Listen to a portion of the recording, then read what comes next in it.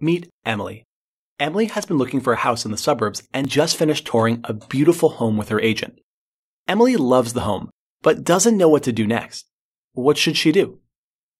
Well, Emily's first step is to talk with her agent about making an offer for the home. Once given the cue, her agent will then analyze the prices of comparable properties to determine the best offer price and then draft up a formal offer letter for Emily to sign and send to the seller's agent. Once the letter is sent, Emily's agent and the seller's agent will then enter into several rounds of negotiations to reach a mutually agreeable deal. If the seller agrees to the offer, both parties will then sign a purchase and sales agreement. This document specifies, among many things, the price and the closing date of the sale, as well as the contingencies and earnest money. Contingencies are simple. They're the conditions that need to be met in order to close the sale, such as the house getting a clean bill of health from a professional inspector. The earnest money is a bit more complicated. It's the amount of money, usually between 1 and 3% of the home's price, that the buyer pays after signing the purchase and sales agreement. If the sale closes successfully, the money will then be applied to a down payment. If the sale isn't successful, but for a reason covered by a contingency, the buyer will get the earnest money back. Otherwise, the seller will get to keep the money. Unfortunately for Emily, shelling out cash isn't all she has to do. Over the next 30 to 45 days, Emily and her agent will schedule a professional inspection of the home and its title, which is simply a legal history of everyone who has owned the home. At this point, Emily will also have to contact her lender, who will schedule an appraisal of the home and require Emily to get homeowner's insurance, which we'll cover in detail in our video, Homeowners Insurance 101.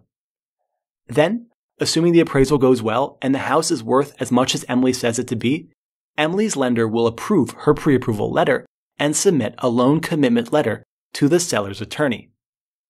However, this may not happen, especially if Emily hasn't validated her pre-approval letter through something like a decreasing credit score. If this is the case, Emily should shop around at several more lenders to get her mortgage, all while following these 3 rules to avoid financial distress. Rule 1. Keep the total price of your home below 2.5 times your annual income.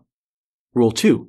Keep your mortgage payments, plus insurance and property taxes, below 28% of your pre-tax income. Rule 3. Keep all of your debt payments, including your mortgage, below 36% of your pre-tax income.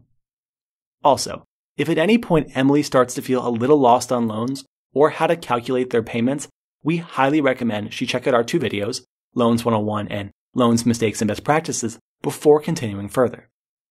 Finally, assuming the mortgage is ready to go and the title and home have passed inspection, Emily and her lawyer can review and sign a final stack of documents, including the very important HUD-1. This document will cover the details of the loan, including the closing costs, which Emily will now need to pay. These costs generally run between 2 to 5% of the home's purchase price, so Emily should be sure to budget for them accordingly. Then, once the money has been transferred and the documents have been sent to the county government, Emily will be registered as the home's new owner. Emily and Olivia can finally move into their new home. Congratulations! You have finished the home buying curriculum.